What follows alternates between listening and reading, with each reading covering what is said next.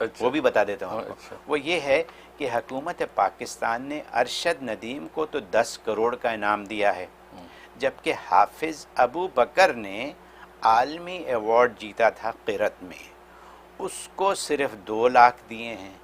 क्या ये खुला तजाद नहीं है? ये लिखा है इन्होंने। आप फरमाइए। पाकिस्तान ने ये 10 करोड़ दे दिए इसको जी और उसको दे दिए 2 लाख। जी तो ये बात भी एक दस्तरखान पे मैं खाना खा रहा था जी। तो किसी ने ये बात छेड़ दी कि जी देखो जी, वो उनको 2 लाख अबू बकर को आलमी रिकॉर्ड लेके आया है और वो उसको 10 करोड़ दिए। अच्छा, मैं खाना खा उसी वक्त अल्लाह ने मेरे दिल में एकदम इल्का किया। मैं झट से बोला, मैं कि एक मुसलमानों में नंबर 1 आया और दूसरा इंसानों में नंबर 1 आया। और बल्कि मुसलमानों को छोड़ो, बल्कि हाफजों में नंबर 1 आया। एक हाफजों में नंबर 1 आया और एक जो है इंसानों में नंबर 1 आया। अब कौन ज्यादा और कौन कम है? दुनिया में हाफज कितने जिसमें वो नंबर 1 आया, और दुनिया में इंसान कितने हैं उनमें नंबर 1 आया। तो जो ज्यादा है उसको ज्यादा ही मिलना चाहिए। सुभान अल्लाह। क्योंकि वो नेजाबाजी के मुकाबले में ईसाई भी है, यहूदी भी है, हिंदू भी है, सारी दुनिया, पूरी दुनिया उसके मुकाबले में नंबर 1 आया। तो यार वो तो 10 करोड़ के मुस्तहिक है जी। और इधर ये हाफिज बाबू का तो हाफजों में आलमी रिकॉर्ड लिया ना, हाफजों में। चलो मुसलमानों को मिले वो भी 1-2 अरब है, 1 अरब है वो मुसलमान, लेकिन मुसलमान भी नहीं, सिर्फ हाफजों में नंबर 1 आया है तो उसको 2 लाख ही मिलने हैं भाई। ठीक है, एक बात। और दूसरी बात यह है कि असल में अरशद नदीम जो है वो असल में 10 करोड़ का मोहताज था, उसको ज़रूरत है। हाफिज अबू बकर 10 करोड़ का मोहताज है, उसकी ज़रूरत नहीं। क्यों? इसलिए कि अरशद नदीम के लिए तो अल्लाह ने कोई वादा नहीं कर रखा कि अरशद नदीम को कल रोज़े क़यामत में मैं ऐसा ताज पहनाऊंगा कि पूरी कायनात फ़ख्र करेगी, और वालिदैन को वो ताज पहनाऊंगा कि जनाब वो 10 ऐसे लोग जिनके लिए जहन्नम वाजिब हो चुकी है, अबू बकर हाथ पकड़ के उनको जन्नत में ले जाएगा। ये बशारत अरशद नदीम के लिए नहीं है, बादशाहों के बादशाह ने हैं। और यहाँ पर जो है किसके लिए? अबू बकर के लिए। लिहाजा अबू बकर की 2 लाख की हैसियत नहीं रखी, उसको 10 करोड़ भी देते कोई हैसियत नहीं, क्योंकि वहाँ उसको जो ताज पहना जाना है उसकी कोई नज़ीर ही नहीं। ठीक, इसलिए उसका बादशाहों के बादशाह में जो मुकाम है अबू बकर का, उसको ये 10 करोड़ की जरूरत नहीं।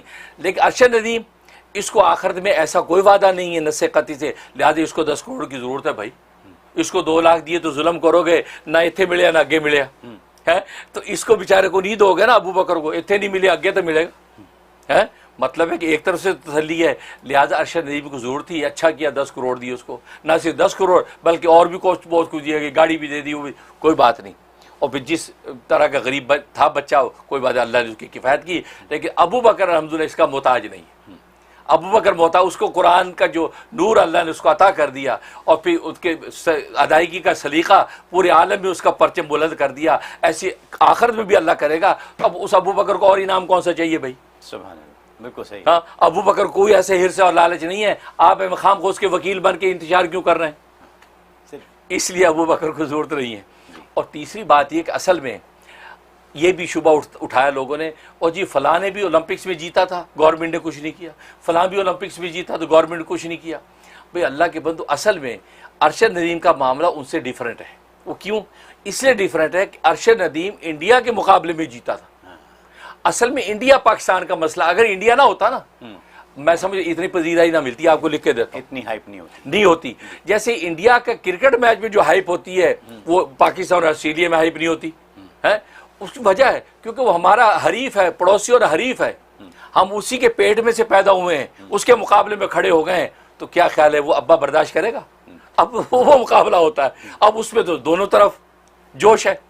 लिहाजा असल में ये हुआ, अगर जो है वो हिंदू उसके मुकाबले में ना होता ना, वो क्या ना शर्मा, क्या नाम उस बंदे का, तो वो क्या होता, इतनी हाइप ना होती। तो हाइप की बुनियादी वजह असल में ये किसी इंडिया की हरी, और वो इंडिया जो पहले से उसके पास वो मेडल है, उससे वो मेडल छीना इसने, और फिर वो जो फेंका है 92 97। अच्छा 92 पे एक बात मैं, अल्लाह ने इल्हाम की मुझे, मैं आपसे पूछना चाह रहा था। अच्छा इल्हाम की, वो क्या 92 मोहम्मद सल्लल्लाहु अलैहि वसल्लम के नाम का अदद है। सुभान अल्लाह। इसका मतलब ये हुआ जैसे पाकिस्तान बनने के अंदर नबी पाक सल्लल्लाहु अलैहि वसल्लम की खास तवज्जुआत शामिल थी, और वो मोहम्मद अली जिन्ना कायद आज़म का मशहूर ख्वाब जो इंग्लैंड में उन्होंने कहा मुझे ख्वाब में नबी पाक आए और बल्कि आला अंग्रेजी में मुझे उन्होंने हुक्म दिया कि पाकिस्तान इंडिया जाओ और जाकर पाकिस्तान को आज़ाद कराओ, उन्हें पूरा ख्वाब रिकॉर्ड पर है। तो नबी पाक सल्लल्लाहु अलैहि वसल्लम की तो ख़ास नज़र है पाकिस्तान पे, इसलिए कि पाकिस्तान का मतलब क्या, ला इलाहा इल्लल्लाह, इसलिए पाकिस्तान कभी ज़ाया नहीं होगा। ये वक़्त आते हैं और ये ऐसे वक़्त तो खुद नबी पर भी आए ना, लेकिन आखिर में पर्चा तो इस्लाम के बुलंद हुआ। तो पाकिस्तान ने दुनिया को लीड करना है तो क्यों नबी पाक सल्लल्लाहु अलैहि वसल्लम की ख़ास नज़र करम पाकिस्तान का साथ है। और उसकी एक बुनियादी 92, अच्छा 92 का आपको पता वर्ल्ड कप भी क्रिकेट का पाकिस्तान ही जीता और 92 में जीता था, ऐसे ही है। तो 92 नबी का अदद है मोहम्मद सल्लल्लाहु अलैहि वसल्लम का, इसका मतलब है मोहम्मदी छाँव इस पाकिस्तान के ऊपर है, दुनिया की कोई ताकत इसको ज़ेर नहीं कर सकती। सुभान, सुभान। और ये भी 92 ये 92.97 पे गए, तो 92 मोहम्मद सल्लल्लाहु अलैहि वसल्लम का अदद है, इसका मतलब है कि नबी पाक सल्लल्लाहु अलैहि वसल्लम की खास तवज्जो। अच्छा मज़े की बात एक और नुकता, आगे 97 है जी, ठीक, आप जो है नबी पाक सल्लल्लाहु अलैहि वसल्लम के नामों को आप देखें जी, 99 नाम है ना जी, उसमें 97 नाम पता क्या है, अशहीरू, मशहूर, अच्छा, मशहूर। तो मैंने इसे निकाला कि देखो नबी पाक सल्लल्लाहु अलैहि वसल्लम की मोहम्मद सल्लल्लाहु अलैहि वसल्लम की खास नजर करम इस बच्चे पे पड़ी अरशद नदीम पे और वो मशहूर हो गया पूरे आलम में, ऐसे ही है। शोहरत हुई ना। तो शहीर जो है ना नबी पाक का 97वां नंबर है। तो देखो कितनी ज़बरदस्त अल्लाह के यहाँ ये प्लानिंग हुई है कि 92, 97 मोहम्मद की बरकत से गोया कि अरशद नदीम को हमको वो शोहरत देंगे कि पूरे आलम में ऐसी शोहरत नज़र नहीं आएगी, 116 साल रिकॉर्ड टूटेगा। ऐसे ही। तो देखो इस आदत में कैसा राज है। तो ये मुझे अल्लाह ने लका किया, इल्म अजीम अता किया, मैंने कहा लोगों से शेयर करूँ, तो इस पर अल्लाह तबारक व तआला ये करम किया। तो इसलिए भाई ये खरखशे शोशे उठाना, इसका मतलब आप जो है अपने उसको ज़ाया करेंगे। वो मुझे बड़ी अच्छी बात लगी, इंडिया के एक आदमी है, वो एंकर है, वो प्रोग्राम व्लॉग करता है, तो कोई मेजर है, वैसे पाकिस्तान का दुश्मन है, लेकिन उसे एक बड़ी अच्छी बात कही। उसने क्या कहा कि पाकिस्तानियों ये ऊपर वाले का एहसान हो गया, तुम पे कोई करम हो गया है, तुम्हें अल्लाह ने ये हीरा दे दिया, हीरा तुम्हारे ऊपर वाले ये हीरा दे दिया अरशद नदीम है, इस हीरे की अब कदर कर लेना, इसको ज़ाया नहीं करना, वरना हमने देखा है तुम लोग अपने हीरों को कदर ज़ाया कर लेते हो है।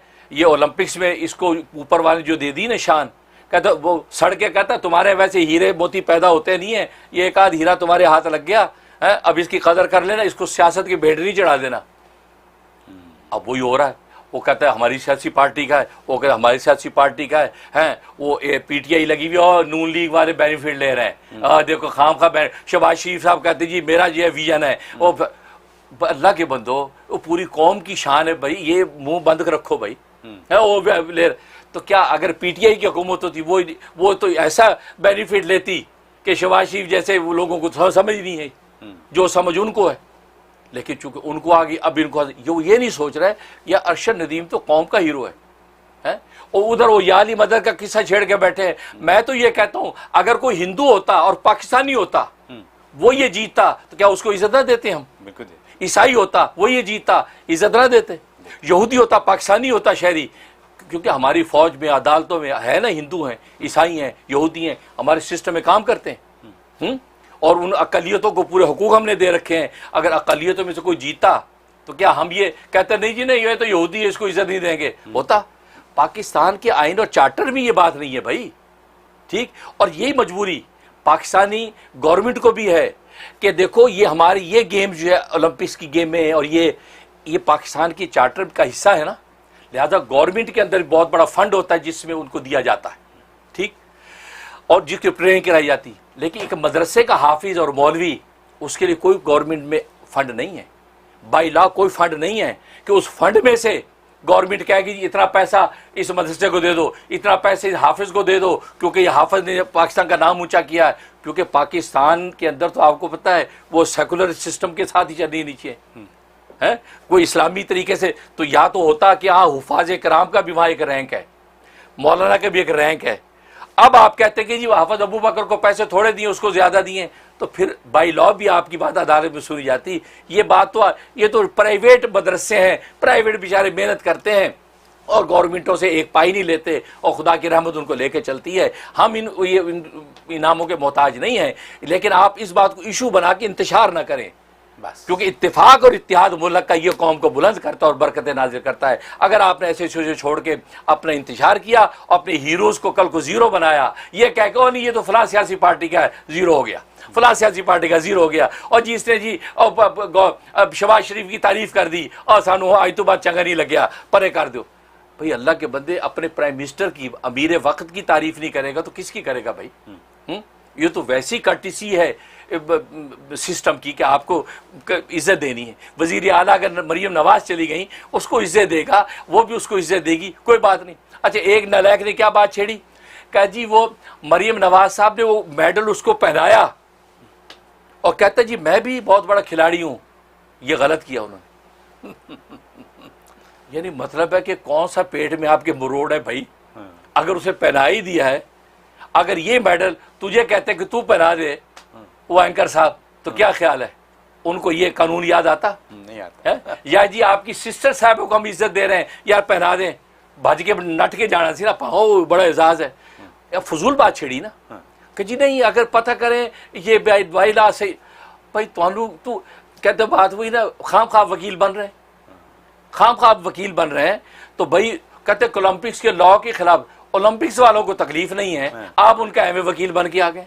सिर्फ इंतशार मकसद है, सिर्फ डैमेज करना मकसद है, जो मुखालफीन है उनकी थोड़ी हमदर्दी लेना मकसद है कि ऐसी बात कर दो मुखालिफ का यह सही गल की थी। ये अफसोसनाक है। वजीर आला सूबे की बड़ी हैं, उसी सूबे के एक नौजवान ने कमाल दिखाया, तो अब वजीर आला जाके उसको एजाज़ नहीं देगा तो कौन देगा भाई? है? और अगर उन्होंने बड़ा बन के अगर पहना दिया तो इसमें कौन सा? लेकिन पाकिस्तान वो सियासी, वो जो हिंदू जो मेजर की बात मुझे याद आती है कि वो ये सियासी खींचतान में ये हीरा ज़ाया नहीं कर लेना, मुझे ये ख़तरा है। और हुकूमत वक्त से भी दरख्वास्त है कि इस हीरे की कदर करो। बल्कि उसने बड़ी अच्छी बात की, इस एक हीरे से पाकिस्तानी कौम आगे 10 हीरे निकाले, इस एक हीरे को ज़ाया नहीं करने, इसमें और हीरे निकाले। इसका मतलब इस बंदे के अंदर टैलेंट है।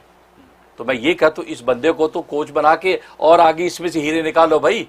एक अरशद नदीम नहीं, 10 अरशद नदीम जो है 97, 92 और 97 पे पहुंचे। बल्कि उसके कोच ने तो कहा था इसके अंदर तो 95 की पावर है, ये थोड़ा सा जोर लगाता तो ये 95 पे जाता।